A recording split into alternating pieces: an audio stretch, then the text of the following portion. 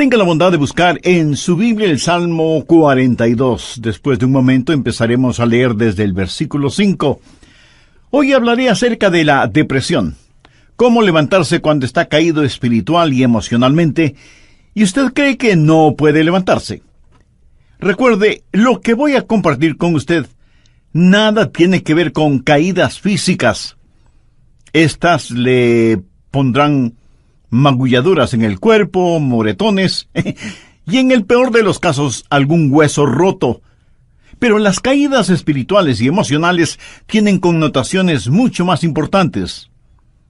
Y no me referiré necesariamente o exclusivamente a eso de no sentirse bien frente a ciertas cosas o cuando enfrenta ciertas situaciones.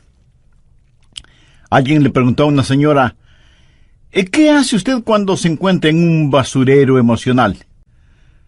Y ella contestó: pues, para olvidarme del asunto, voy y me compro un sombrero.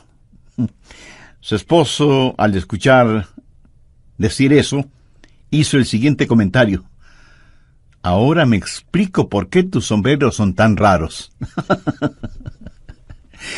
Hay ocasiones en que nos desanimamos cuando no estamos felices acerca de algo o de alguien, o cuando perdemos el trabajo o tenemos un accidente de tránsito, o cuando alguien nos dice algo negativo sobre nosotros.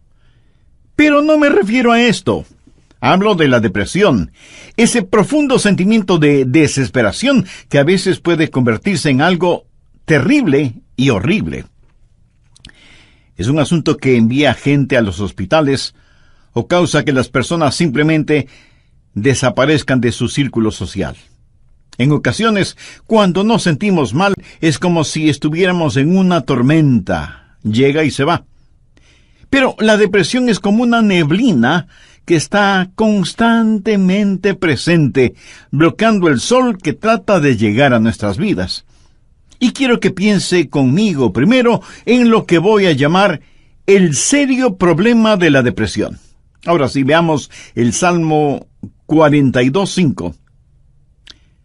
¿Por qué te abates, oh alma mía, y te turbas dentro de mí? El rey David escribió estas palabras, y él estaba deprimido, y estaba hablando consigo mismo.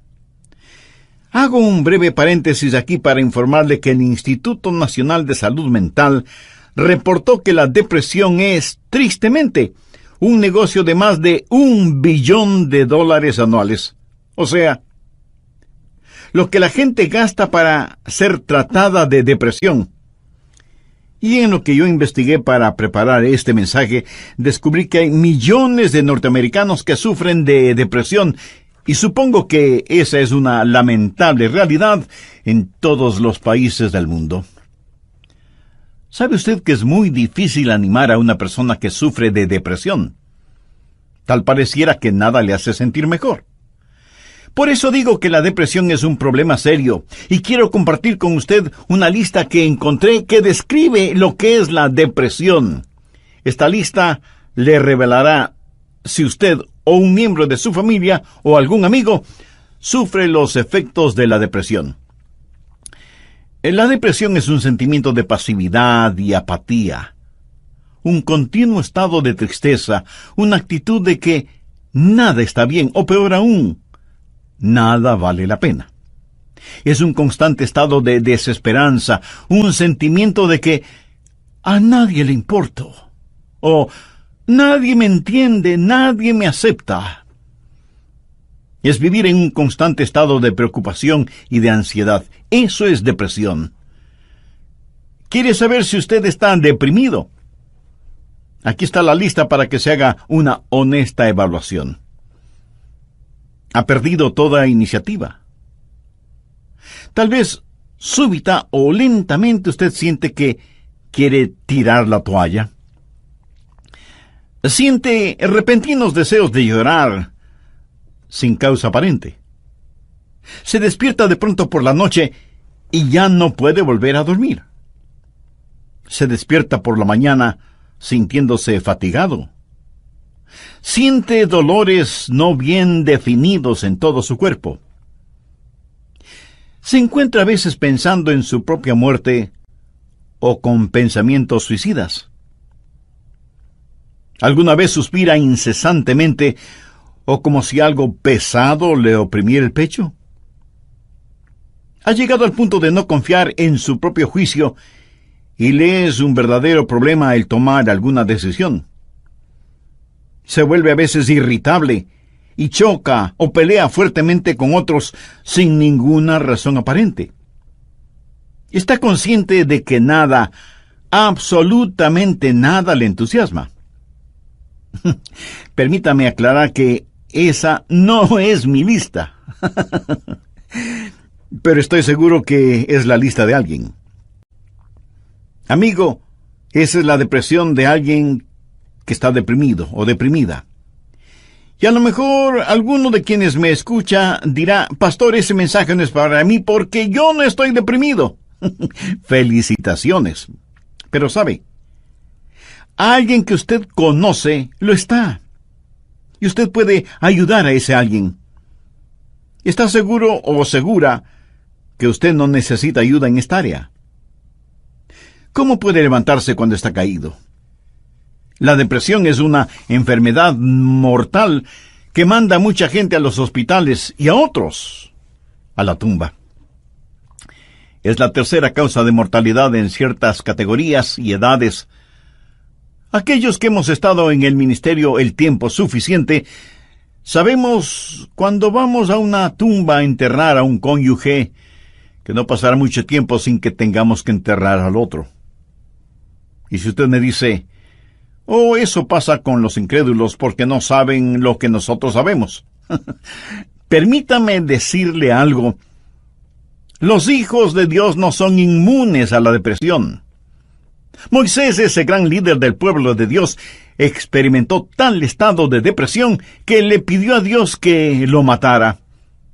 Jonás, poderoso profeta de Dios, también le pidió a Dios que le quitara la vida. Y Elías, sentado bajo la sombra del árbol, deseaba más bien estar muerto. El apóstol Pablo habla de sí mismo y su estado de depresión o de desesperación por estar vivo. Y Juan el Bautista estuvo en un calabozo. No una mazmorra literal, sino en un calabozo de desesperación. Juan el Bautista, el heraldo del Señor Jesucristo, llegó a dudar si Jesús era el Mesías. Y en las páginas de la historia encontramos que grandes hombres sufrieron depresión. Quienes predicamos la palabra de Dios, pensamos que Carlos Spurgeon fue uno de los más grandes predicadores que han existido. Pero este gran hombre lleno de viveza y calor humano tuvo períodos de depresión. Y en el área de la política, Winston Churchill fue el gran estadista que tuvo que dirigir Inglaterra durante la Segunda Guerra Mundial. Indiscutible líder, a veces tenía ataques de depresión tan grandes que no atendía a nadie en su oficina. Y él se refería a la depresión como el gran perro negro que me tiene entre sus fauces. Cuando el rey David en el Salmo 42:5 dice, ¿por qué te abates, oh alma mía, y te turbas dentro de mí? Exteriormente, cuando esto sucedió, él tenía la razón de estar deprimido. Perdió a su hijo Absalón, a quien amaba profundamente, a pesar de que Absalón se sublevó contra su padre, lo traicionó, trató de arrebatarle el reino y David tuvo que huir para salvar su propia vida. Luego Absalón muere trágicamente. En 2 Samuel 18:33 leemos, entonces el rey se turbó y subió a la sala de la puerta y lloró, y yendo decía así, hijo mío, Absalón, ¿quién me diera que muriera yo en lugar de ti? Absalón, hijo mío, hijo mío. David huyó para salvar la vida. Él debía ser el rey. Pero perdió su fortuna, perdió su hogar, perdió su poder, perdió todo respaldo financiero, y como si todo esto fuera poco, David pecó contra Dios, cometió un horrible, terrible pecado que le costó la vida a su tierno hijo. Y luego su hija fue violada por su propio hermano, y tuvo una esposa que fue asaltada sexualmente, y ahora su hijo rebelde, Absalón, había encontrado la muerte en forma trágica. La nación sobre la cual David se suponía que era rey estaba en turbulencia. Así que exteriormente David tenía toda la razón para estar deprimido. Las cosas no podían estar peor que lo que estaban. ¿Por qué te abates, oh alma mía, y te turbas dentro de mí? Este salmo es un caso clínico de depresión. En primer lugar, David tuvo lo que yo llamo sequedad espiritual. Miremos, por favor, los primeros 2 versos de este Salmo 42.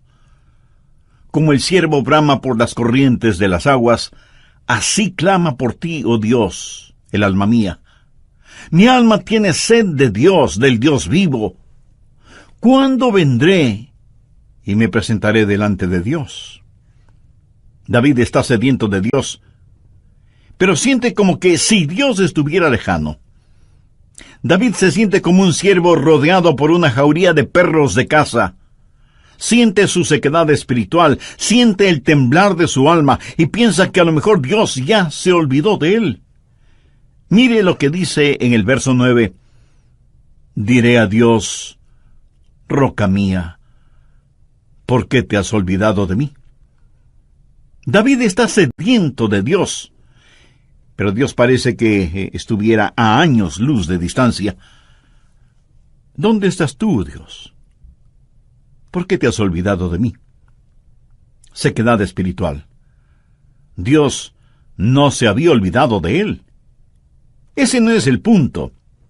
Y el rey continúa su lamento en el verso 3 diciendo, fueron mis lágrimas mi pan de día y de noche.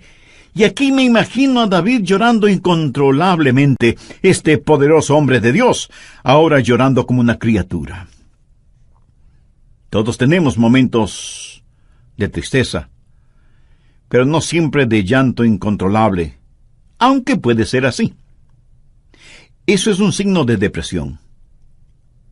No es como una lluvia de verano que cae y desaparece rápidamente, sino que es más bien como una neblina continua durante el día nublado. David siente vergüenza y se siente derrotado. Mire lo que dice en el verso 3. Fueron mis lágrimas mi pan de día y de noche, mientras me dicen todos los días, ¿dónde está tu Dios? Él sabe que sus enemigos están burlándose de él y está avergonzado. Se siente como un indigno testigo de Dios, y por supuesto que lo fue. Sabe, a veces, aun estando en evidente pecado, tratamos de testificar, pero no tenemos ni el poder ni el gozo para hacerlo, y no tenemos la victoria, y esto aumenta nuestra vergüenza. El sentido de culpa de David le hizo pensar que era una desgracia delante de Dios, y todo era peor por las recurrencias de sus memorias. Mire lo que dice en el verso 4. Me acuerdo de estas cosas, y derramo mi alma dentro de mí, de cómo yo fui con la multitud, y la conduje hasta la casa de Dios, entre voces de alegría y de alabanza del pueblo en fiesta.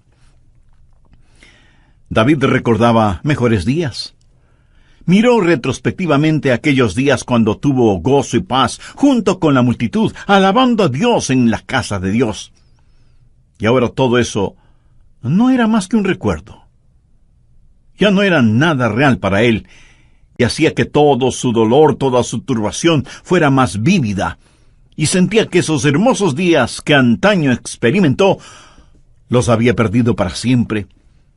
Y como si eso no fuera suficiente, él estaba abrumado por las circunstancias. Miremos lo que David dice en los versos 6 y 7. Dios mío, mi alma está abatida en mí. Me acordaré, por tanto, de ti desde la tierra del Jordán, y de los hermonitas desde el monte de Mizar. Un abismo llama a otro a la voz de tus cascadas. Todas las ondas y tus olas han pasado sobre mí. El río Jordán es llamado el río de la muerte. La palabra Jordán literalmente significa descenso y juzgamiento. Comienza en el Monte Hermón, que está casi a 3,000 metros sobre el nivel del mar, y desciende por un tortuoso camino hacia el Mar Muerto. El Mar Muerto está a casi 450 metros por debajo del nivel del mar. Y el río Jordán fluye hacia el Mar Muerto para no volver a aparecer. Así que, en la tipología bíblica, Jordán ha sido la representación de muerte y desesperación.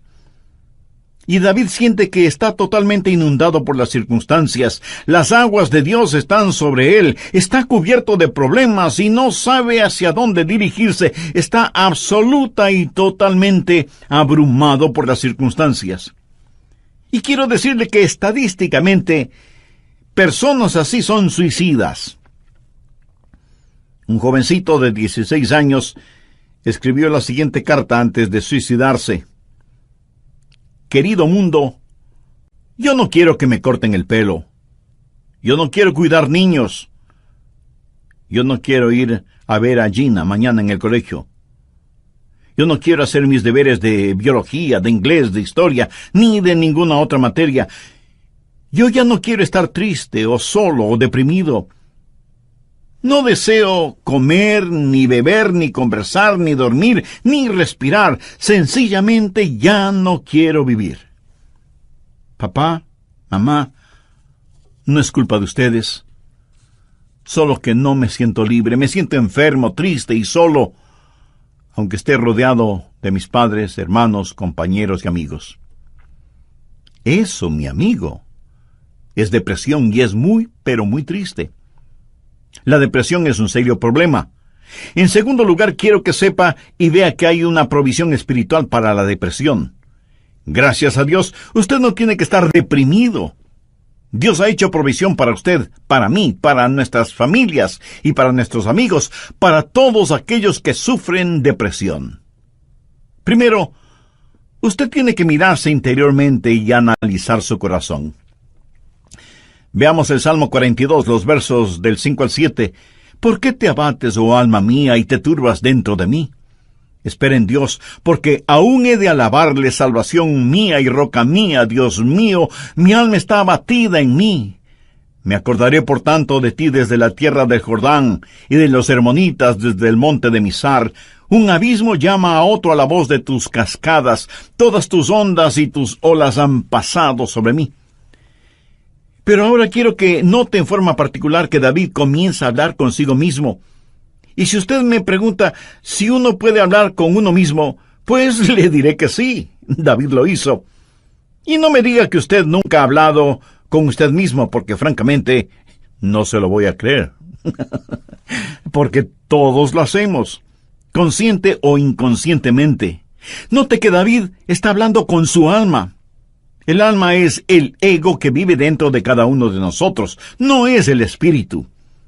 El espíritu es su naturaleza espiritual, su alma es su naturaleza emocional, su mente, sus emociones, su voluntad, y David le habla a su alma. En el próximo programa terminaremos este estudio bíblico sobre la depresión, y espero que esto no lo deprima ahora.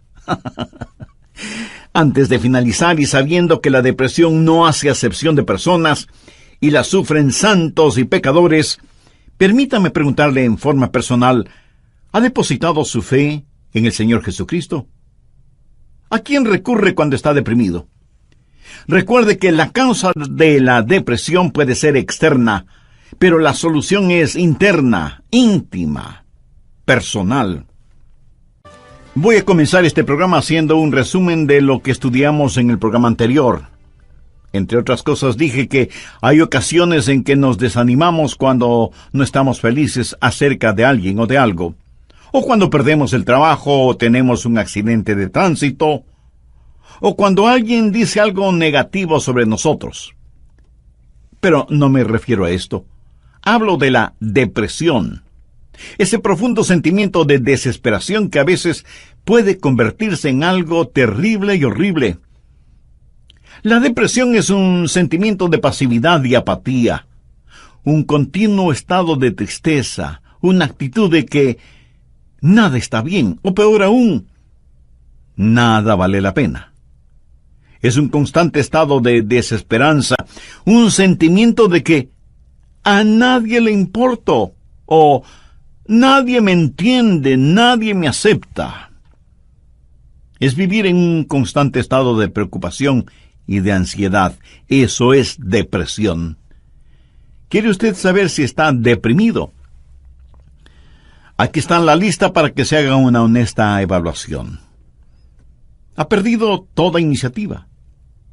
Tal vez súbita o lentamente usted siente que quiere tirar la toalla.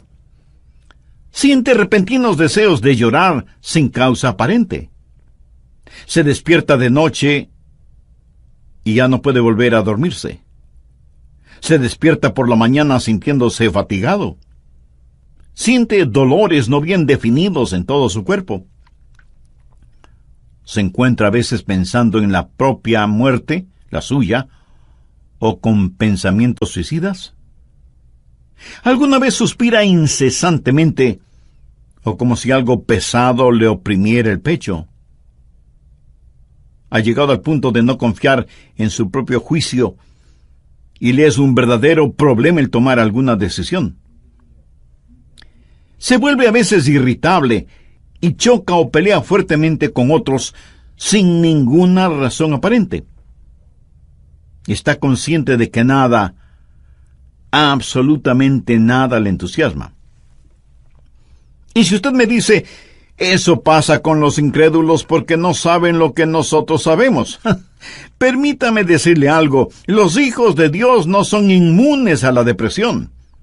Moisés, ese gran líder del pueblo de Dios, experimentó tal estado de depresión que le pidió a Dios que lo matara. Jonás, poderoso profeta de Dios, también le pidió a Dios que le quitara la vida. Y Elías, sentado bajo la sombra de un árbol, deseaba más bien estar muerto. El apóstol Pablo habla de sí mismo y su estado de depresión o de desesperación por estar vivo. Y Juan el Bautista estuvo en un calabozo, no una mazmorra literal, sino en un calabozo de desesperación. Juan el Bautista, el heraldo del Señor Jesucristo, llegó a dudar si Jesús era el Mesías. Y en las páginas de la historia encontramos que grandes hombres sufrieron depresión. Quienes predicamos la palabra de Dios pensamos que Carlos Spurgeon fue uno de los más grandes predicadores que ha existido. Pero este gran hombre lleno de viveza y de calor humano tuvo períodos de depresión. Y en el área de la política, Winston Churchill fue el gran estadista que tuvo que dirigir Inglaterra durante la Segunda Guerra Mundial. Indiscutible líder. A veces tenía ataques de depresión tan grandes que no atendía a nadie en su oficina. Y él se refería a la depresión como el gran perro negro que me tiene entre sus fauces. La nación sobre la cual David se suponía que era rey estaba en turbulencia. Así que exteriormente David tenía toda la razón para estar deprimido. Las cosas no podían estar peor de lo que estaban. ¿Por qué te abates, oh alma mía, y te turbas dentro de mí? Este salmo es un caso clínico de depresión. En primer lugar, David tuvo lo que yo llamo sequedad espiritual. Miremos, por favor, los primeros 2 versos de este Salmo 42. Como el ciervo brama por las corrientes de las aguas, así clama por ti, oh Dios, el alma mía. Mi alma tiene sed de Dios, del Dios vivo. ¿Cuándo vendré y me presentaré delante de Dios? David está sediento de Dios, pero siente como que si Dios estuviera lejano. David se siente como un ciervo rodeado por una jauría de perros de caza, siente su sequedad espiritual, siente el temblar de su alma y piensa que a lo mejor Dios ya se ha olvidado de él. Mire lo que dice en el verso 9, diré a Dios, roca mía, ¿por qué te has olvidado de mí? David está sediento de Dios. Pero Dios parece que estuviera a años luz de distancia. ¿Dónde estás tú, oh Dios? ¿Por qué te has olvidado de mí? Sequedad espiritual. Dios no se había olvidado de él. Pero ese no es el punto. El rey continúa su lamento en el verso 3 diciendo: fueron mis lágrimas mi pan de día y de noche.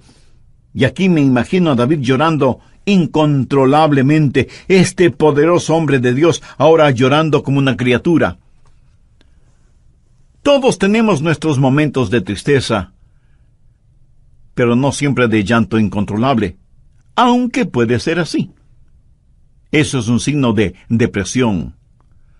No es como una lluvia de verano que cae y desaparece rápidamente, sino que es más bien como una neblina continua durante un día nublado. David siente vergüenza y se siente derrotado. Mire lo que dice en el verso 3. Fueron mis lágrimas mi pan de día y de noche, mientras me dicen todos los días: ¿dónde está tu Dios? ¿Sabía que dentro de usted hay alguien que constantemente le está hablando? Es la vieja naturaleza, su alma no redimida ni santificada. Y su alma le habla y le dice: tienes razón de sentir pena por ti mismo. Nunca lo lograrás. No tienes lo que se requiere. Este es el final. La vida no vale la pena vivirla. Y David responde a su alma y le dice: ¿por qué te abates, oh alma mía? Y este es el momento en que usted toma control, sostiene firmemente a su alma frente a usted, le mira directamente a los ojos y le habla. Eso es lo que David hizo cuando le dijo: alma, ¿por qué te sientes así? Usted tiene que mirarse íntimamente, interiormente, y analizar su corazón. ¿Por qué está deprimido? Yo no estoy diciendo que no tiene razón para estar deprimido. Tal vez alguna persona amada ha fallecido, su cónyuge, un hijo o una hija, un entrañable amigo. Si eso es verdad, entréguele su dolor a Dios, comparta su pena con quienes le aman, y tenga en cuenta que a pesar de cómo se sienta, la vida no ha terminado para usted. Tal vez tiene el corazón destrozado. Alguien a quien amaba profundamente le ha engañado. Tal vez un esposo ha abandonado a su esposa por otra mujer, o a lo mejor una esposa ha dejado a su esposo por otro hombre. Tal vez esté enfrentando el dolor de un noviazgo roto súbita y amargamente. O pudiera ser que los padres no hacen sentir bienvenidos a sus hijos, que se fueron del hogar como las ovejas negras de la familia. Si usted está viviendo estas u otras amargas experiencias, escúcheme. Rehúse el estar rumiando estas cosas una y otra vez. Eso no es bueno. Analice las cosas. Si alguien le ha destrozado el corazón, vea qué es lo que ha aprendido de esa experiencia y comience a buscar y tener nuevas amistades. Tal vez usted ha pecado y está siendo perseguido constantemente por el fantasma de su culpa. ¿Qué debe hacer?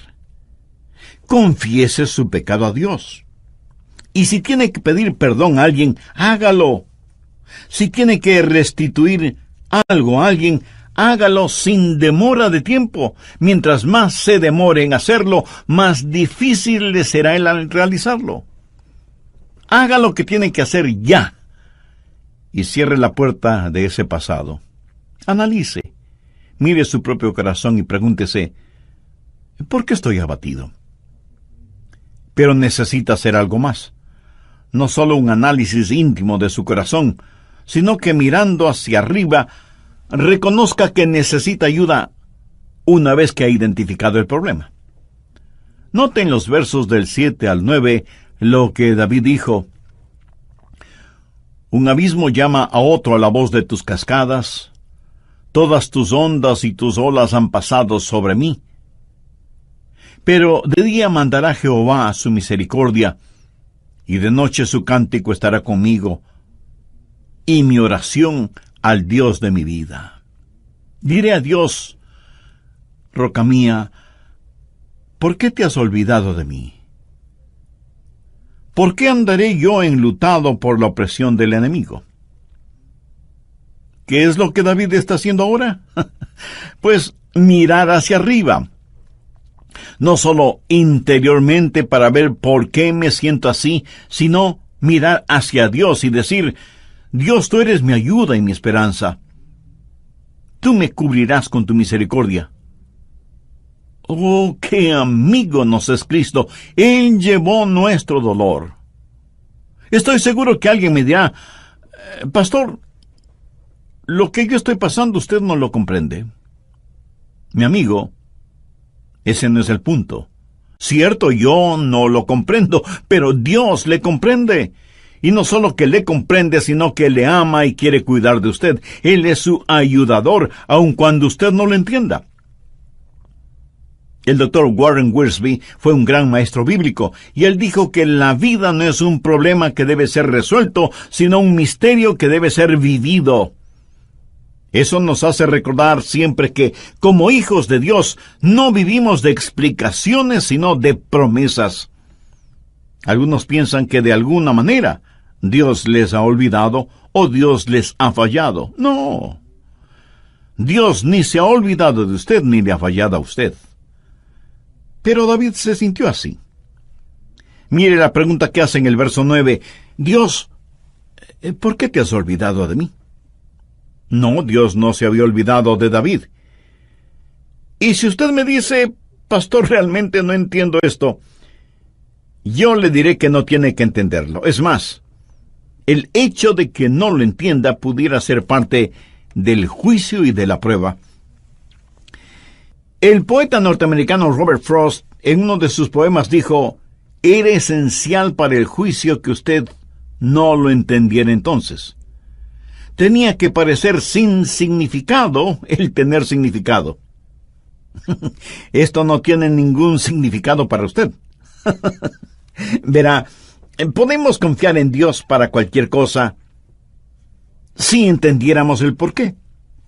Pero Dios no nos deja entender el porqué todo el tiempo, para que podamos conocer el quién y podamos confiar en Él en aquello que no entendemos.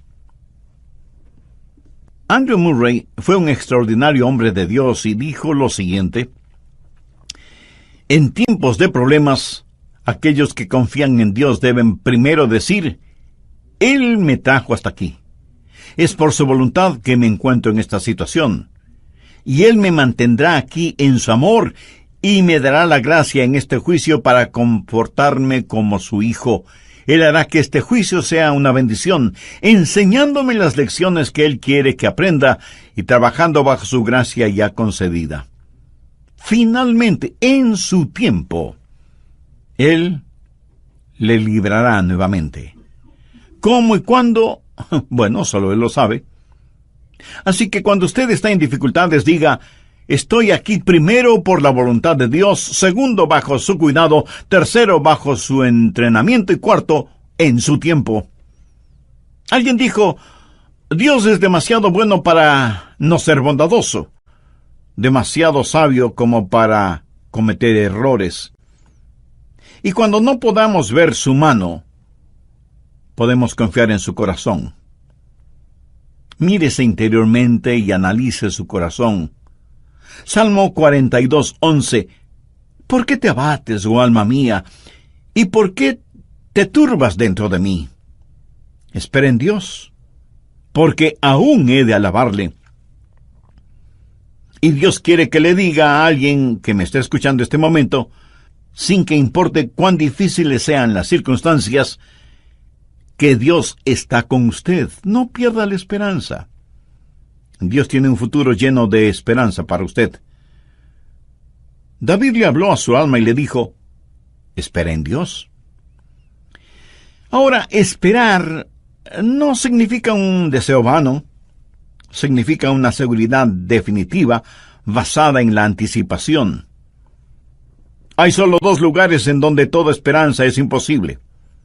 El uno es el cielo, porque ya no necesitamos ninguna esperanza, todo será realizado. El otro lugar es el infierno. Si usted muere sin ser salvo, se irá al infierno y quedará fuera de toda esperanza. Pero la esperanza siempre es posible. Mi amigo, lo que encontramos en Jeremías 29:11 es para usted ahora mismo. Escuche lo que dice ese versículo. Porque yo sé los pensamientos que tengo acerca de vosotros, dice Jehová, pensamientos de paz y no de mal, para daros el fin que esperáis. O sea, un futuro y una esperanza. No permita que Satanás apague la vela de la esperanza. Usted necesita mirarse interiormente y analizar su corazón. Necesita mirar hacia Dios y saber que habrá ayuda. Necesita mirar al frente y darse cuenta que hay esperanza. Dios transformará su calvario en una Pascua y convertirá cada una de sus lágrimas en perlas. Dios pondrá un hermoso arco iris de su gracia sobre sus pesares. Espera en Dios. Él va a llenar las más profundas necesidades de su corazón. Y Dios nunca estará satisfecho hasta que el más grande deseo suyo sea Él mismo. Hemos hablado del serio problema que es la depresión y de la esperanza que hay para usted. ¿Cuál es la promesa segura contra la depresión? ¿Por qué te abates, oh alma mía? ¿Y por qué te turbas dentro de mí? Espera en Dios, porque aún he de alabarle. Si usted está caído espiritual y emocionalmente, puede levantarse. Y si hoy se siente deprimido, recuerde que Dios le ama. Ni una hoja cae al suelo sin que Él lo sepa. Sé que a veces abrazamos a las personas, les damos unas palmaditas en la espalda y les decimos que las cosas van a mejorar. Pero, mi amiga, mi amigo, escúcheme. Aparte de Jesús, no hay una verdadera esperanza para el mundo. Anoche, mientras meditaba en este mensaje que estoy compartiendo con usted, dije, Señor, no quiero hablar sobre la depresión. Quiero hablar más bien sobre algo feliz o algo realmente animador. Y el Señor me dijo, Adrián, hay alguien que necesita escuchar ese mensaje. Hay muchas personas sufriendo de depresión. Debes entregar ese mensaje. Así que, de Dios a usted, déjeme decirle algo. Si usted está caído, puede levantarse. Dios tiene una manera para usted. Y no es psicología popular barata, ni una palmadita en la espalda diciéndole las cosas van a mejorar. Espere en Dios, Él le ayudará hasta el final. Tenga la absoluta confianza que usted está protegido y abrazado por los eternos y poderosos brazos de Dios. Si es que usted es un hijo de Dios, por haber recibido a Jesús en su vida. Si usted no tiene la seguridad de su salvación, ¿por qué no recibir al Señor Jesucristo como su Salvador y Señor ahora mismo? Si con fe y sinceridad se lo pide, Él le salvará instantáneamente y le guardará continuamente. Él nunca le olvidará ni le dejará. Con sus propias palabras, usted puede decir una oración como la siguiente. Querido Dios, sé que me amas y que quieres salvarme. Señor, sé que tú moriste en la cruz para salvarme y derramaste tu sangre para pagar la culpa de mi pecado. Gracias por amarme de esa manera. Este mismo momento deposito toda mi fe y confianza en ti y te recibo en mi corazón y en mi vida como mi Salvador y mi Señor. Perdona mis pecados. Límpiame. Ayúdame a vivir para ti, porque tú moriste por mí. Lo pido con gratitud en tu santo nombre. Amén. Siente dolores no bien definidos en todo su cuerpo. Se encuentra a veces pensando en su propia muerte o con pensamientos suicidas. ¿Alguna vez suspira incesantemente o como si algo pesado le oprimiera el pecho? ¿Ha llegado al punto de no confiar en su propio juicio y le es un verdadero problema el tomar alguna decisión?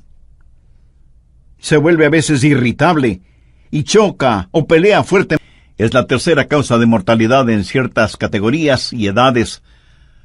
Aquellos que hemos estado en el ministerio el tiempo suficiente, sabemos cuando vamos a una tumba a enterrar a un cónyuge, que no pasará mucho tiempo sin que tengamos que enterrar al otro. Y si usted me dice, oh, eso pasa con los incrédulos porque no saben lo que nosotros sabemos. Permítame decirle algo. Los hijos de Dios no son inmunes a la depresión. Moisés, ese gran líder del pueblo de Dios, experimentó tal estado de depresión que le pidió a Dios que lo matara. Jonás, poderoso profeta de Dios, también le pidió a Dios que le quitara la vida. Y Elías, sentado bajo la sombra del árbol, deseaba más bien estar muerto. El apóstol Pablo habla de sí mismo y su estado de depresión o de desesperación por estar vivo. Y Juan el Bautista estuvo en un calabozo. No una mazmorra literal, sino en un calabozo de desesperación. Juan el Bautista, el heraldo del Señor Jesucristo, llegó a dudar si Jesús era el Mesías. Y en las páginas de la historia encontramos que grandes hombres sufrieron depresión. Quienes predicamos la palabra de Dios, pensamos que Carlos Spurgeon fue uno de los más grandes predicadores que han existido. Pero este gran hombre lleno de viveza y calor humano tuvo períodos de depresión. Y en el área de la política, Winston Churchill fue el gran estadista que tuvo que dirigir Inglaterra durante la Segunda Guerra Mundial.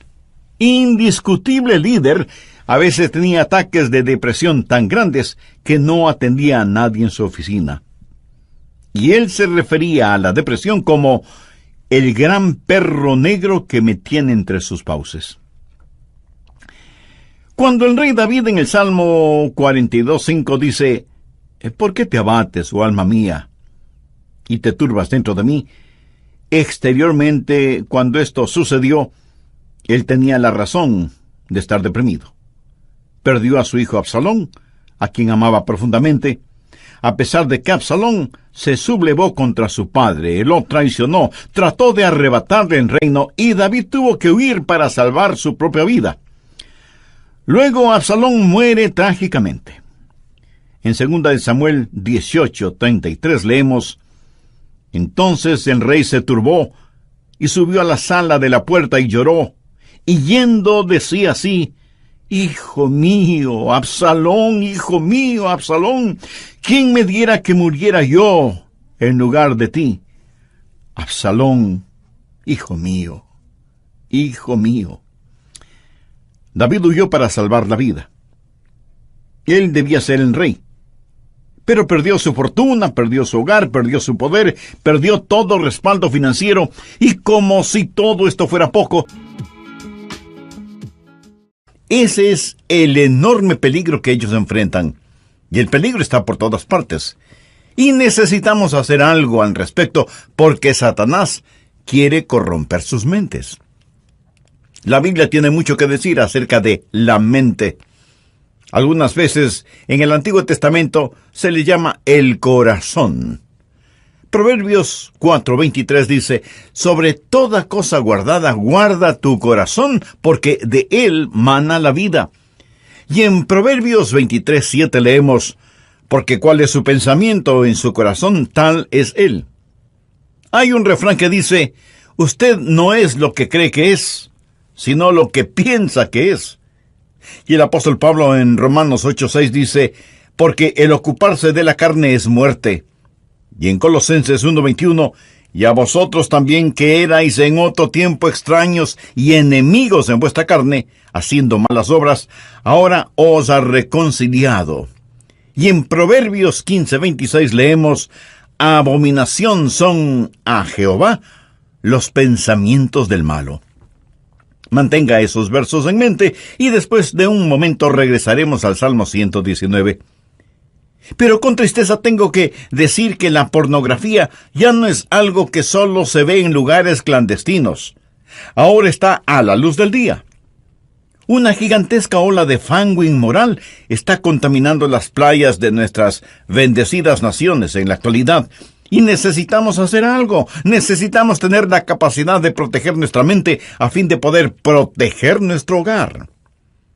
Y la gente ha hecho toda clase de cosas para ver si pueden corregir su manera de pensar. Han buscado en cavernas, han vagado por los desiertos, se han refugiado en islas remotas, se han internado en las selvas, han ascendido montañas, se han encadenado en calabozos y han vivido como ermitaños. Pero no han podido controlar sus pensamientos. Pero hay una manera de hacerlo que sí da resultado. Escúcheme atentamente. Le garantizo sin la menor sombra de duda que si usted hace lo que le dicen los versos que voy a compartir con usted, protegerá su corazón. Y si usted protege su corazón, entonces está preparado para proteger su hogar. Si usted es un padre o una madre, necesita escucharme y poner atención.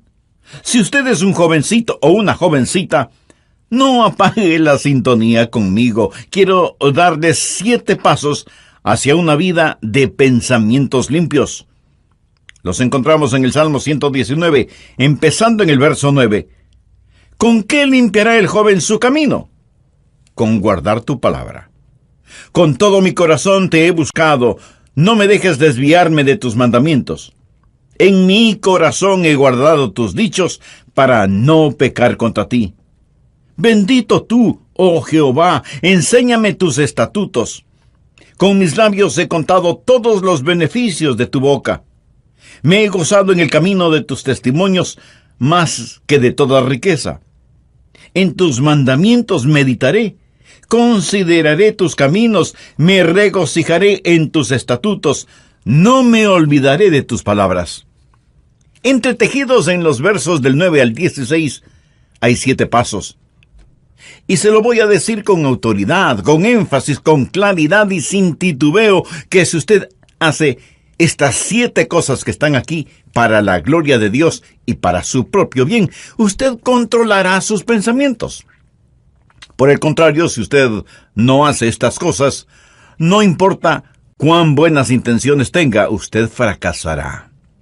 En esta porción bíblica hay 7 principios. Primero, el principio de la purificación. Para estar completamente limpio, debe comenzar aquí. Mire lo que dice el verso 9. ¿Con qué limpiará el joven su camino? Con guardar tu palabra. La palabra hebrea, camino, conlleva la idea de un surco en el sendero. Un agricultor puede manejar su tractor muchas veces de ida y vuelta sobre el mismo camino y pronto el tractor habrá hecho surcos que pueden guiar al tractor aunque el agricultor no lo esté manejando. Lo que el diablo ha hecho en mucha gente es esto. Ha puesto un surco en sus mentes, un surco lodoso y sucio.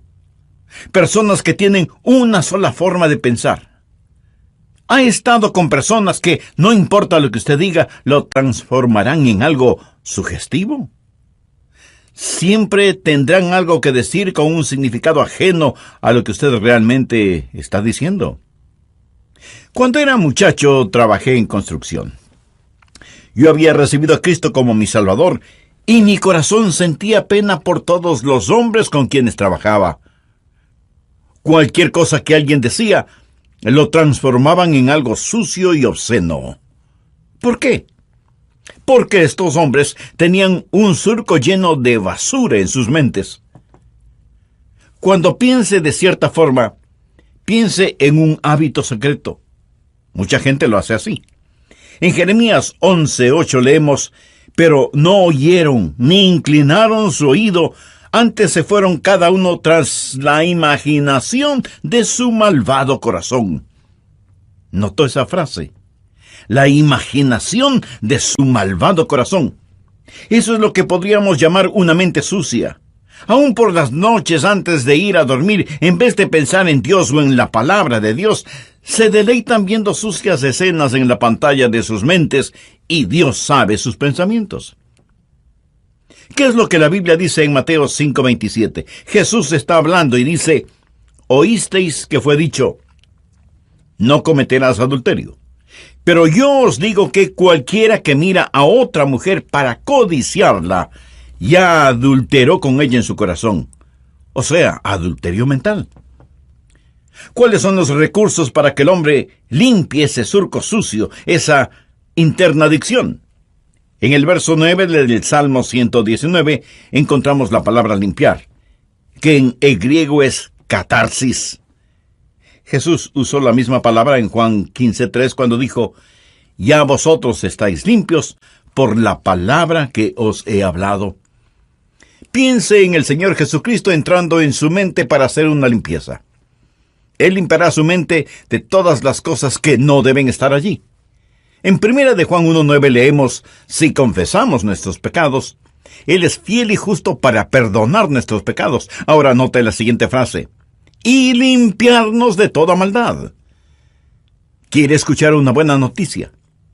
No importa cuál haya sido su vida mental, cuán viles y obscenos hayan sido o sean sus pensamientos, hoy mismo usted puede ser limpio y puro. Si confesamos nuestros pecados, Él es fiel y justo para perdonar nuestros pecados y limpiarnos de toda maldad.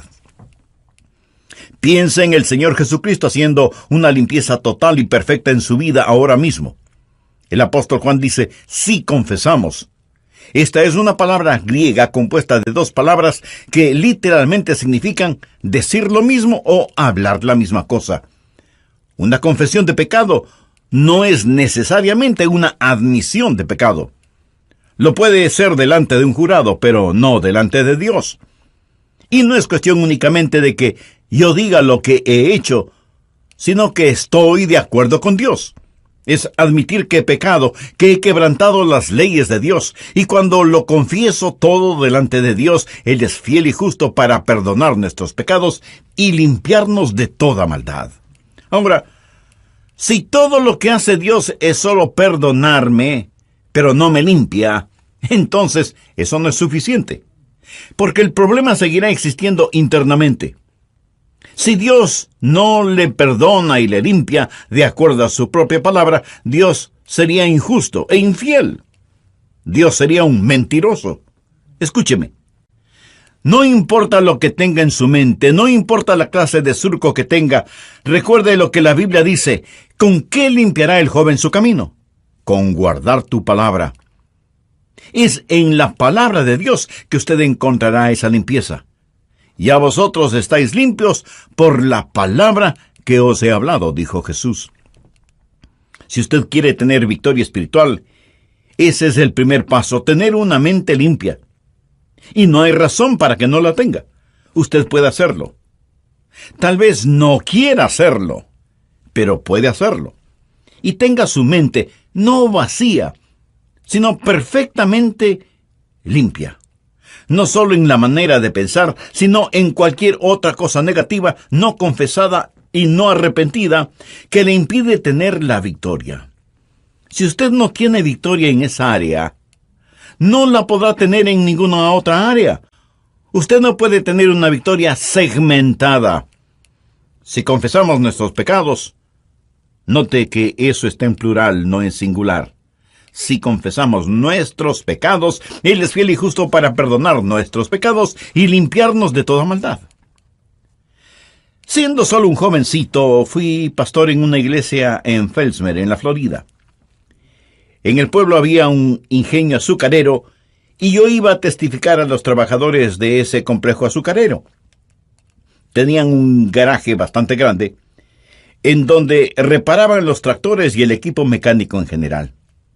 Uno de los miembros de mi iglesia era el encargado de esa mecánica, y usted nunca pensaría que en un garaje encontraría el sinónimo de limpieza, pero la verdad es que ellos mantenían el piso de esa mecánica absolutamente limpio. No había grasa, aceite o basura por ninguna parte, y las herramientas siempre estaban limpias y en el lugar apropiado. Al mirar y admirar cuán limpio y ordenado estaba todo, noté algo que me llamó poderosamente la atención. Cada esquina de ese garaje estaba pintada de color blanco brillante, y pregunté por qué. Y el hombre me dijo: «He descubierto que si mantenemos las esquinas blancas y limpias, el resto del garaje estará también limpio». Él no permitía que nadie pusiera nada en las esquinas y debían mantenerlas siempre blancas y limpias. Amigo, mantenga las esquinas de su mente siempre limpias. No trate de limpiar solo lo del frente. Mantenga todo en orden y perfectamente limpio, tanto las cosas grandes como las cosas pequeñas. ¿Anhela usted ser perfectamente limpio? ¿Le gustaría decir que no hay ninguna basura entre su alma y su Salvador? No hay razón por la cual usted no pueda ser absoluta y totalmente limpio. Si confesamos nuestros pecados, Él es fiel y justo para perdonar nuestros pecados y limpiarnos de toda maldad. Ese es el primer paso, el principio de purificación. Ahora, veamos el verso 10, en donde encontramos el siguiente principio. Segundo, el principio de determinación. Determine el permanecer limpio. El verso 10 del Salmo 119 dice: «Con todo mi corazón te he buscado, no me dejes desviarme de tus mandamientos». Algunos nunca tienen la victoria. Y la razón por la que no la tienen es porque son solo medio corazón, en vez de ser todo corazón. Nadie nunca, jamás, ha ganado una victoria moral con solo medio corazón. Anota al margen los siguientes versículos. Deuteronomio 4:29. «Mas si desde allí buscares a Jehová tu Dios, lo hallarás, si lo buscas de todo tu corazón y de toda tu alma». Y Santiago 4:8 dice: «Acercaos a Dios, y Él se acercará a vosotros. Pecadores, limpiad las manos, y vosotros, los de doble ánimo, purificad vuestros corazones». Daniel 1:8. Y Daniel propuso en su corazón no contaminarse. ¿Se ha propuesto usted en su corazón no contaminarse? Job, en el capítulo 31, verso 1, dijo: «Hice pacto con mis ojos. ¿Cómo pues había yo de mirar a una virgen?». Y el significado hebreo es: «No codiciaré ninguna mujer, hice un pacto con mis ojos». Le pregunto, ¿ha hecho usted ese pacto? ¿Ha dicho: «Oh mi Dios, con todo mi corazón tomo la determinación de ser puro»? Si usted no toma esa determinación en nuestra sociedad actual, usted sucumbirá por falta de determinación. Dios hace negocio con los que quieren hacer negocio. Ahora, cuando usted toma una determinación, no significa que la batalla se ha terminado, pero nunca le será impuesta hasta cuando esté listo a ir de todo corazón y esté perfectamente limpio. Y entonces podrá decir: «Por la gracia de Dios, permaneceré limpio». Hace tiempo leí cómo la gente caza a ese pequeño animalito, el armiño, porque tiene una piel sedosa y blanca. Para cazarlos, ellos encuentran los huecos en donde se refugian los armiños cuando son perseguidos. Los taponan con fétida y maloliente suciedad y luego, con la ayuda de perros cazadores, obligan a los armiños a correr hacia sus guaridas. Pero cuando el armiño ve tanta suciedad taponando su cueva y dándose cuenta que ni siquiera puede entrar sin contaminarse y sin ensuciar su preciosa piel, en vez de ensuciarse, prefieren enfrentar a los perros cazadores. O sea que prefieren morir antes de contaminarse. Así de valiosa es la pureza para usted. Si no lo es, usted está cayendo en picada. Usted es una persona medio corazón, y si es así, usted no alcanzará la victoria. Con el principio de purificación, usted está limpio completamente. Con el principio de determinación, usted determina permanecer limpio. Cuando me casé, llegué hasta el altar matrimonial siendo puro. Y me casé con una virgen. Y me alegro por eso. Supe de las tentaciones que todo joven conoce. En la universidad, sobre mi escritorio, tenía una plaquita que decía: «El que no quiere caer, No debe caminar por lugares resbalosos. Purificación, determinación. Tercero, el principio de fortificación. Fortifíquese con la palabra de Dios. El Salmo 119:11 dice: en mi corazón he guardado tus dichos para no pecar contra ti. Sí, usted puede estar limpio y puede estar determinado, pero necesita más que eso. Necesita algo que le fortifique interiormente. Necesita ser fortificado por la palabra de Dios. Primero usted se arrepiente y es limpiado. Y luego se rehúsa a participar. Pero después del arrepentimiento y falta de participación, viene el reemplazo. Usted pone algo en el lugar de lo que ha rehusado y que Dios lo ha tomado. Usted pone algo en su lugar. Escúcheme. La naturaleza aborrece los vacíos. La palabra de Dios guardada en su corazón es la que le fortificará. Pero tiene que estar en su corazón, no en un cajón del escritorio. En mi corazón he guardado tus dichos para no pecar contra ti. ¿Ha dicho alguna vez esas palabras, pero una realidad en su vida no refleja eso? ¿Tiene usted una relación íntima, directa y espiritual con Dios? ¿Tiene a Cristo en su corazón protegiéndole? Si responde negativamente a estas preguntas, usted necesita ser salvo ahora mismo. Y si quiere, bien puede hacerlo. Si ese es un sincero deseo de su corazón, no hay poder humano o sobrehumano que pueda impedírselo. Le invito a repetir conmigo la siguiente oración. Eterno Dios, perdóname por haber permitido hasta ahora que Satanás ponga surcos de suciedad en mi mente. Ayúdame para que tu palabra proteja mi mente, proteja mi hogar. Señor Jesús, deseo que seas mi Salvador y mi Señor. Y este mismo momento, con sencilla pero profunda fe, te invito a que entres en mi corazón, a que tomes el control de mi vida, para que seas también mi protector. Enséñame a guardar tus mandamientos, tus estatutos, para no pecar contra ti. Lo pido con gratitud en tu santo nombre. Amén. Estamos hablando de cómo bíblicamente usted puede proteger su mente, proteger su corazón y, por lo tanto, proteger su hogar. En el Salmo 119, los versos del 9 al 16, encontramos 7 principios básicos. Ya hemos visto 3. Primero, el principio de la purificación. Segundo, el principio de la determinación. Y tercero, el principio de la fortificación. Bien, continuemos. Una de las mejores armas contra la pornografía es guardar la palabra de Dios en su corazón. Eso significa memorización. Esa es la forma de tener una mente pura. La Escritura es la mente de Dios. La Escritura es la palabra de Dios. Cuando usted tiene la Escritura en su corazón y mente, usted piensa los pensamientos de Dios. Los pensamientos casuales y la lectura casual de la Biblia es como una abeja que solo se contenta con volar sobre las flores. La memorización es como la abeja que baja hasta el corazón de la flor y se beneficia de su néctar. Y la meditación es como cuando la abeja lleva ese néctar hasta la colmena y fabrica la miel.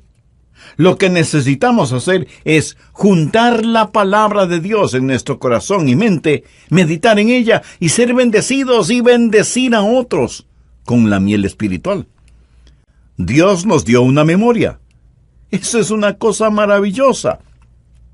Alguien dijo, la memoria es una hada loca. Atesora pedacitos de trapos y pajas y tira sus joyas por la ventana. Me imagino que la mayoría de ustedes recuerda la primera historia sucia que escuchó de joven.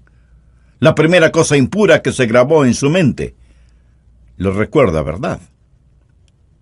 La memoria está ahí. Muchos recuerdan lo que no deben recordar y olvidan lo que deberían recordar. ¿Qué es lo que hace la memorización de la Escritura? Le ayuda a recordar lo que debe recordar y a olvidar lo que debe olvidar. La mente es algo extraordinario. La mejor computadora sobre la faz de la Tierra es una tonta comparada con el cerebro humano. La mente puede pensar acerca de lo que está pensando. Eso es algo increíble. En mi corazón he guardado tus dichos para no pecar contra ti. Imagínese una pequeña cajita hecha de oro, platino y plata, con incrustaciones de diamantes y gemas preciosas, con hermosísimas bisagras y cierre de filigrana.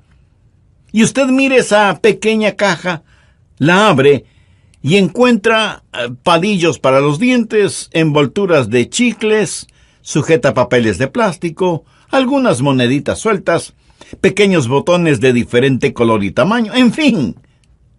La mente es como esa cajita, un instrumento increíble. ¿Y qué es lo que la gente pone en esa preciosa cajita? Prácticamente solo basura. Quiere enseñar a sus hijos a vivir victoriosamente. Enséñenles a memorizar la escritura y recompénseles por eso. Alguien dirá, yo no creo en sobornar a los hijos para que hagan lo bueno. Escúcheme, no es un soborno, es una recompensa. Un soborno es para hacer algo malo. Una recompensa es en reconocimiento de lo bueno. La Biblia habla de recompensas. Jesús dijo, he aquí yo vengo pronto, y mi galardón conmigo para recompensar a cada uno según sea su obra. Primero, purificación. Segundo, determinación. Tercero, fortificación. Usted se fortifica con la palabra de Dios. ¿Qué es lo que hará la palabra de Dios? Veamos Filipenses 4, los versos 8 y 9. Por lo demás, hermanos, todo lo que es verdadero, todo lo honesto, todo lo justo, todo lo puro, todo lo amable, todo lo que es de buen nombre, si hay alguna virtud, si algo digno de alabanza, en esto pensad. Lo que aprendisteis y recibisteis y oísteis y visteis en mí, esto haced. Y el Dios nuestro estará con vosotros. El pensamiento es el paso previo para la acción. Siembra un pensamiento y cosechará una acción. Siembra una acción y cosechará un hábito. Siembra un hábito y cosechará un carácter. Siembra un carácter y cosechará un destino. Y todo comienza con un pensamiento. No en vano alguien dijo con mucha sabiduría, los buenos pensamientos dan buenos frutos, los malos pensamientos dan malos frutos, y el hombre es su propio jardinero. Usted puede escoger sus pensamientos como escoge a sus amigos. Lo que necesita hacer es poner una defensa en su mente, algo que proteja la puerta de su mente. Hay ciertas cosas que usted simplemente no debe permitirlas en su mente. ¿Cómo poner un escudo para proteger la mente? Primero, con la prueba de la confianza. Todo lo que es verdadero. ¿Puede usted confiar en eso? Hoy en día tenemos una generación que ni siquiera cree en algo como la verdad absoluta. Ya no se pregunta si algo es verdadero. Ahora se pregunta si da resultados, si trabaja. La prueba de la confianza. Segundo, la prueba del respeto. Todo lo honesto. La palabra honesto en el idioma griego literalmente significa las cosas que son honorables, dignas de respeto. No deje que entre en su mente ninguna cosa deshonrosa. Tercero, la prueba de la justicia. Todo lo justo. La palabra justo aquí quiere decir todo lo que es o está derecho. No permita que ningún pensamiento torcido, deformado, entre en su mente. Cuarto, la prueba de la reverencia. Todo lo puro. La palabra puro conlleva la idea de lo que está libre de cualquier contaminación. Se la usaba en relación con los animales que estaban listos para ser sacrificados. En tiempos bíblicos, un animal que estuviera contaminado no servía para sacrificio. El animal tenía que ser puro, sin ninguna contaminación. Y tenía que ser puro porque iba a ser sacrificado a Dios. ¿Puede usted adorar a Dios con sus pensamientos? Quiero decir, con el Señor Jesús mirando su mente, ¿podría usted decir, Señor, ese es un pensamiento que estoy feliz de compartirlo contigo? Ese será un pensamiento puro. Quinto, la prueba de la relación. Todo lo amable. Esto no significa lo que es agradable para la vista. Esa es una combinación de dos palabras griegas que significan moverse hacia el amor. Si causa que usted ame, si usted es motivado por el amor, entonces piense en eso. Recuerde que lo peor de la pornografía es que está diametralmente opuesta al amor. El amor quiere dar. La lujuria quiere poseer. La pornografía trata a las personas como objetos, cosas que deben ser usadas, en vez de verlas como personas que deben ser amadas. Sexto, la prueba del refinamiento. Todo lo que es de buen nombre. Usted no tiene que escuchar cosas degradantes. Alguien le puede decir, bueno, yo no sé por qué la gente me dice estas cosas todo el tiempo. Le diré por qué se lo dicen. Porque saben que pueden utilizar sus oídos como tarros de basura y que se pueden limpiar sus sucios pies en la alfombra de su mente. Si no es algo positivo y de buen nombre lo que le dicen, usted no tiene por qué escucharlo. Y para resumir todo esto, el apóstol dice, si hay virtud alguna, si algo digno de alabanza, en esto pensad.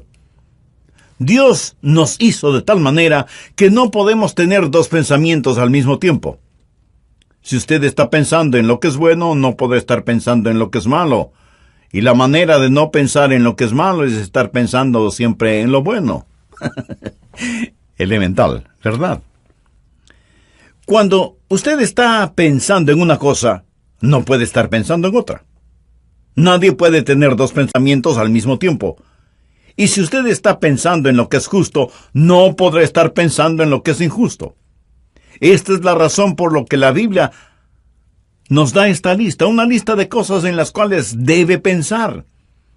¿En dónde encontramos esa lista? En la palabra de Dios, para que usted sea fortificado en la palabra.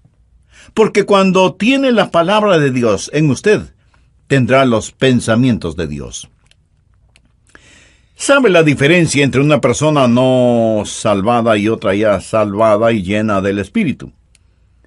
Que ambas miran las cosas del mundo desde una perspectiva diferente. Y no solo es cuestión de qué piensa usted sobre algo, sino también cómo piensa usted en relación con ciertas cosas.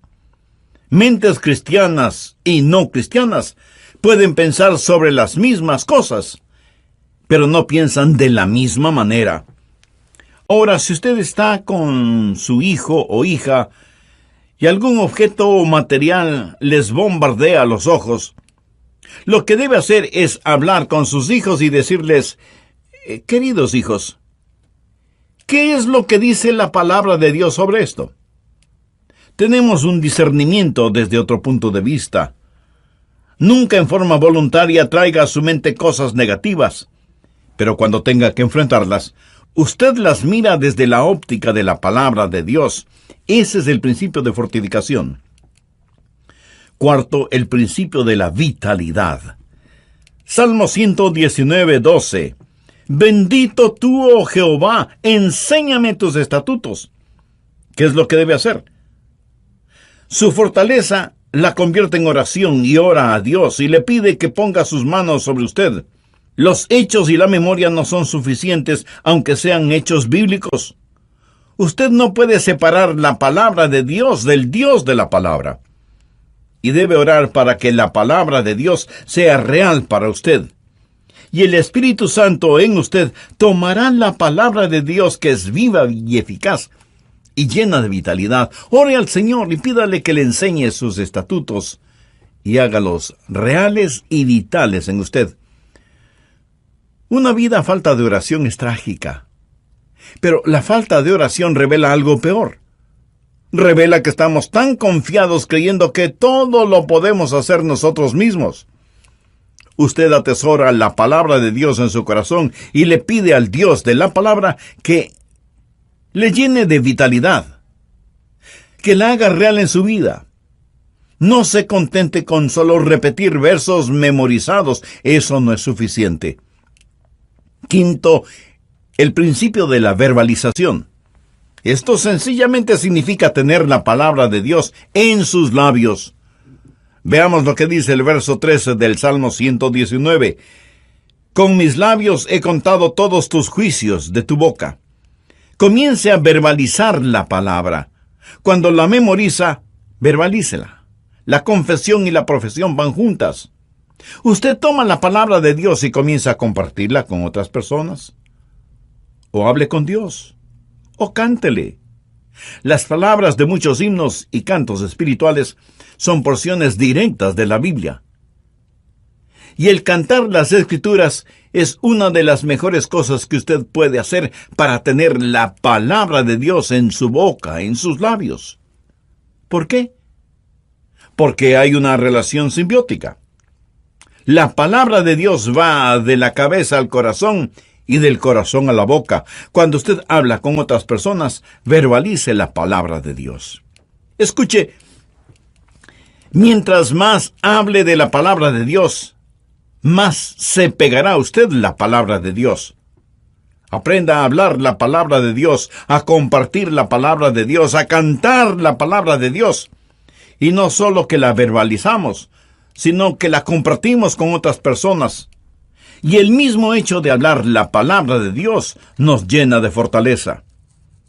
Sexto, el principio de la evaluación. Salmo 119:14. Me he gozado en el camino de tus testimonios más que de toda riqueza. Recuerda cuando Moisés tuvo que hacer una decisión. Él vio los placeres del pecado, pero también vio las riquezas de Cristo. Hizo una evaluación y luego hizo la decisión. Él rechazó el ser llamado hijo de la hija del faraón, rechazó el gozar de los placeres del pecado perecederos y escogió el sufrir aflicciones con los hijos de Dios. ¿Por qué? Porque estimó que las riquezas de Cristo eran mucho más grandes que todos los tesoros de Egipto. ¿Lo ve? Tiene que hacer una evaluación. Enseña a sus hijos. Enséñese a usted mismo qué es lo que está renunciando. ¿Quién quiere cambiar diamantes por polvo? ¿Quién quiere comer basura cuando puede comer maná y néctar? Si pudiéramos conseguir que la gente piense así. Tiene que haber una decisión, debe haber una evaluación. Usted tiene que escoja las verdaderas riquezas y usted estará satisfecho con el Señor Jesucristo. Una mente que se alimenta con basura es una mente que siempre va a estar con hambre.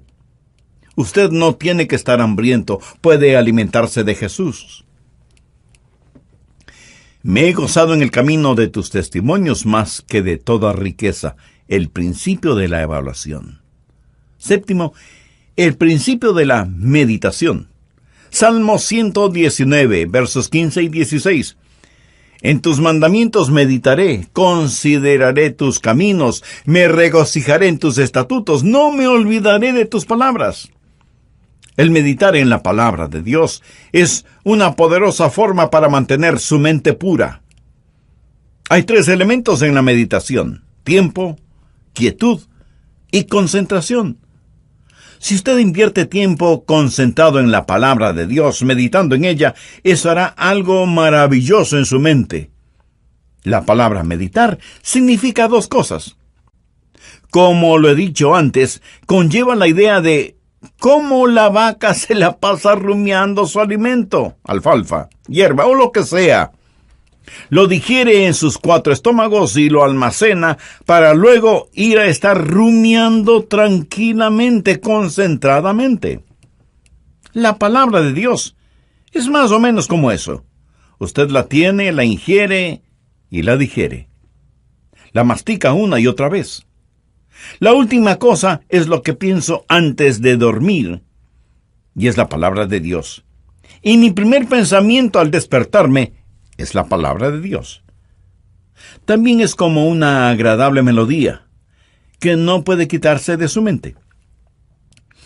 ¿No se sorprende usted mismo muchas veces de estar tarareando una canción? Por alguna razón esa música está grabada en su mente y la trae a sus labios, aún en forma inconsciente. Ponga la palabra de Dios en su mente y medite en ella día tras día, tras día, tras día. Déjeme darle otros versos afines al tema. Salmos 119, 23. Príncipes también se sentaron y hablaron contra mí, mas tu siervo meditaba en tus estatutos. Y el verso 48 dice, alzaré asimismo mis manos a tus mandamientos que amé, y meditaré en tus estatutos. Y en el verso 97 leemos, oh, cuánto amo yo tu ley, todo el día. Es ella mi meditación. Ahora, escúcheme. Memorice estos 7 principios, valdrá la pena. Póngalos en práctica. No sea un hipócrita tratando de enseñar a sus hijos algo que usted no practica. Un día dará cuentas a Dios por eso. Tenga un corazón limpio, puro y justo. Proteja primero su corazón para que usted pueda proteger su hogar. Y camine con sus hijos por este sendero y dígales, hijos, ustedes pueden ser limpios. No dejen que el diablo haga un surco de suciedad en sus mentes. Ustedes pueden tener una mente limpia y pura y enséñeles estos 7 principios. Me preocupa que en nuestros países muchos padres no protegen su corazón y por lo tanto no están preparados para proteger sus hogares. Recuerde que Dios hace negocios con aquellos que quieren hacer negocios. Este ha sido una especie de mensaje filosófico teológico. En un próximo programa hablaré de las cosas prácticas que usted puede hacer. Mientras tanto, ¿no le gustaría orar ahora mismo para que Dios le enseñe sus estatutos? Dígale, Señor, ayúdame a conocer estas cosas. Ayúdame a entender lo que el pastor ha dicho acerca de tu palabra y aplicarlo a mi corazón. Amigo, sé que muchas personas tienen dificultades en este asunto y en muchos casos es una verdadera batalla. Pero si tiene determinación en su corazón, Él le dará la victoria. Ahora, este mensaje ha sido primordialmente para quienes ya son salvos, ya son hijos o hijas de Dios. Pero entre los miles de personas que escuchan este programa, seguramente algunas no conocen todavía al Señor Jesucristo en forma personal. Pero ahora tienen el deseo de hacerlo. Si ese es su caso, amiga, amigo, le invito a que entregue su corazón a Jesús. La mejor manera de proteger su corazón es teniendo en él al Señor Jesucristo. El cristianismo no es un comportamiento modificado. Usted no puede purificar el agua pintando la tubería de blanco. Cristo debe estar en su corazón.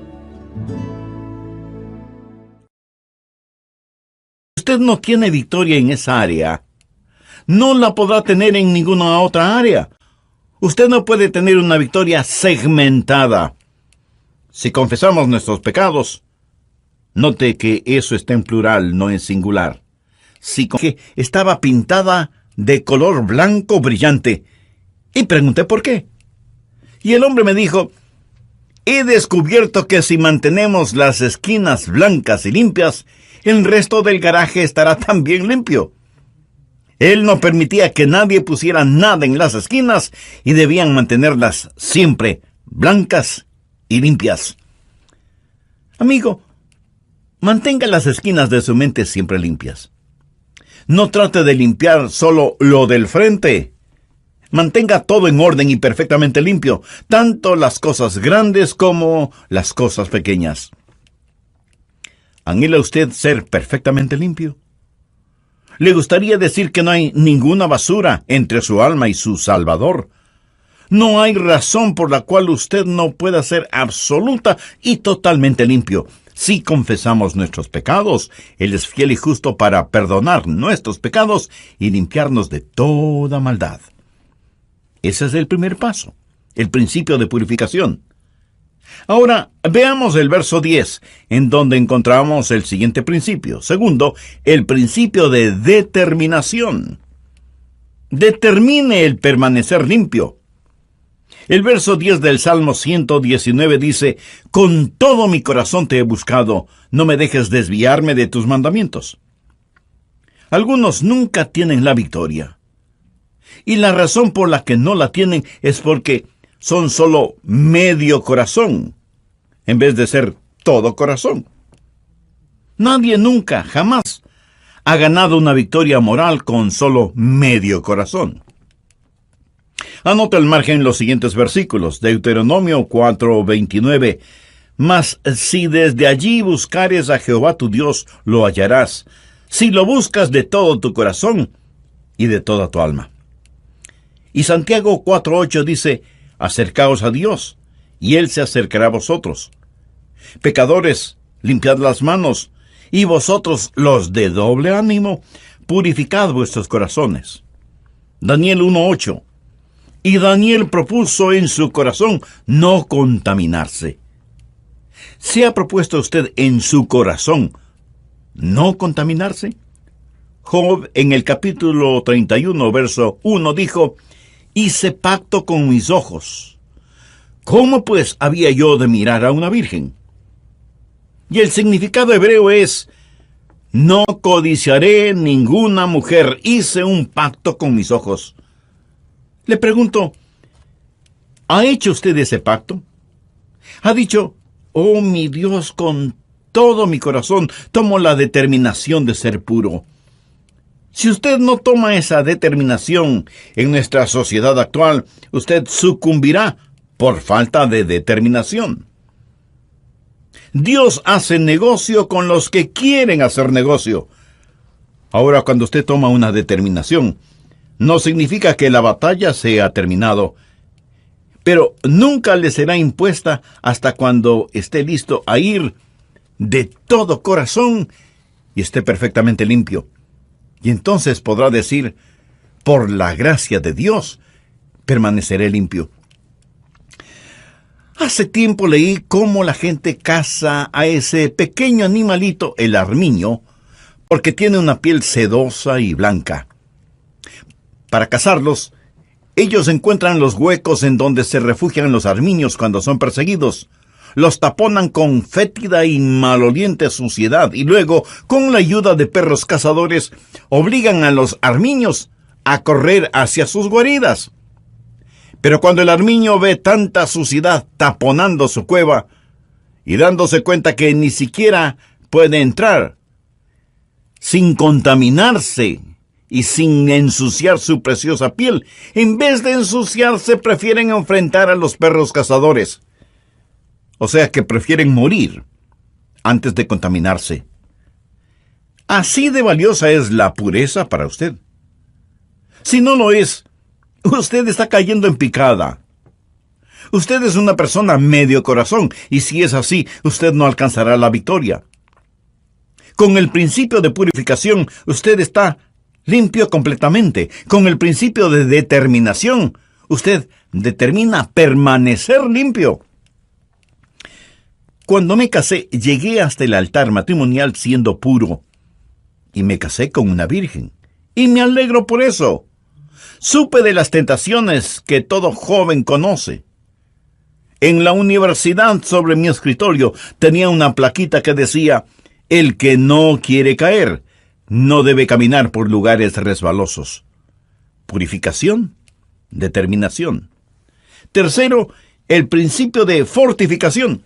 Fortifíquese con la palabra de Dios. El Salmo 119:11 dice, en mi corazón he guardado tus dichos para no pecar contra ti. Sí, usted puede estar limpio y puede estar determinado, pero necesita más que eso. Necesita algo que le fortifique interiormente. Necesita ser fortificado por la palabra de Dios. Primero usted se arrepiente y es limpiado. Y luego se rehúsa a participar.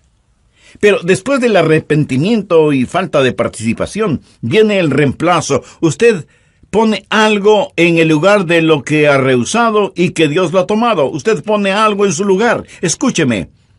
La naturaleza aborrece los vacíos. La palabra de Dios guardada en su corazón es la que le fortificará. Pero tiene que estar en su corazón, no en un cajón del escritorio.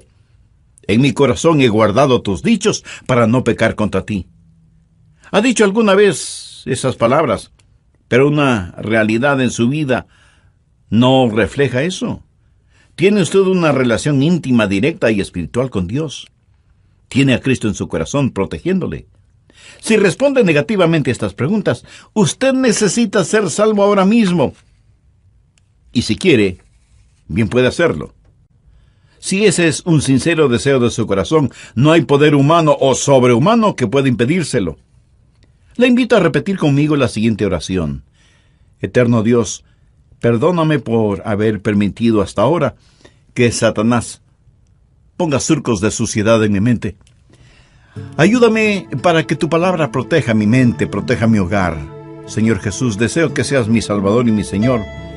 Y este mismo momento, con sencilla pero profunda fe, te invito a que entres en mi corazón, a que tomes el control de mi vida, para que seas también mi protector. Enséñame a guardar tus mandamientos, tus estatutos, para no pecar contra ti. Lo pido con gratitud en tu santo nombre. Amén. Estamos hablando de cómo bíblicamente usted puede proteger su mente, proteger su corazón y, por lo tanto, proteger su hogar. En el Salmo 119, los versos del 9 al 16, encontramos 7 principios básicos. Ya hemos visto 3. Primero, el principio de la purificación. Segundo, el principio de la determinación. Y tercero, el principio de la fortificación. Bien, continuemos. Una de las mejores armas contra la pornografía es guardar la palabra de Dios en su corazón. Eso significa memorización. Esa es la forma de tener una mente pura. La Escritura es la mente de Dios. La Escritura es la palabra de Dios. Cuando usted tiene la Escritura en su corazón y mente, usted piensa los pensamientos de Dios. Los pensamientos casuales y la lectura casual de la Biblia es como una abeja que solo se contenta con volar sobre las flores. La memorización es como la abeja que baja hasta el corazón de la flor y se beneficia de su néctar. Y la meditación es como cuando la abeja lleva ese néctar hasta la colmena y fabrica la miel. Lo que necesitamos hacer es juntar la palabra de Dios en nuestro corazón y mente. La mente puede pensar acerca de lo que está pensando. Eso es algo increíble. En mi corazón he guardado tus dichos para no pecar contra ti. Imagínese una pequeña cajita hecha de oro, platino y plata, con incrustaciones de diamantes y gemas preciosas, con hermosísimas bisagras y cierre de filigrana. Y usted mire esa pequeña caja, la abre y encuentra palillos para los dientes, envolturas de chicles, sujetapapeles de plástico, algunas moneditas sueltas, pequeños botones de diferente color y tamaño, en fin. La mente es como esa cajita, un instrumento increíble. ¿Y qué es lo que la gente pone en esa preciosa cajita? Prácticamente solo basura. ¿Quiere enseñar a sus hijos a vivir victoriosamente? Enséñenles a memorizar la Escritura y recompénseles por eso. Alguien dirá, yo no creo en sobornar a los hijos para que hagan lo bueno. Escúcheme, no es un soborno, es una recompensa. Un soborno es para hacer algo malo. Una recompensa es en reconocimiento de lo bueno. La Biblia habla de recompensas. Jesús dijo, he aquí yo vengo pronto, y mi galardón conmigo para recompensar a cada uno según sea su obra. Primero, purificación. Segundo, determinación. Tercero, fortificación. Usted se fortifica con la palabra de Dios. ¿Qué es lo que hará la palabra de Dios? Veamos Filipenses 4, los versos 8 y 9. Por lo demás, hermanos, todo lo que es verdadero, todo lo honesto, todo lo justo, todo lo puro, todo lo amable, todo lo que es de buen nombre, si hay alguna virtud, si algo digno de alabanza, en esto pensad. Lo que aprendisteis y recibisteis y oísteis y visteis en mí, esto haced. Y el Dios nuestro estará con vosotros. El pensamiento es el paso previo para la acción.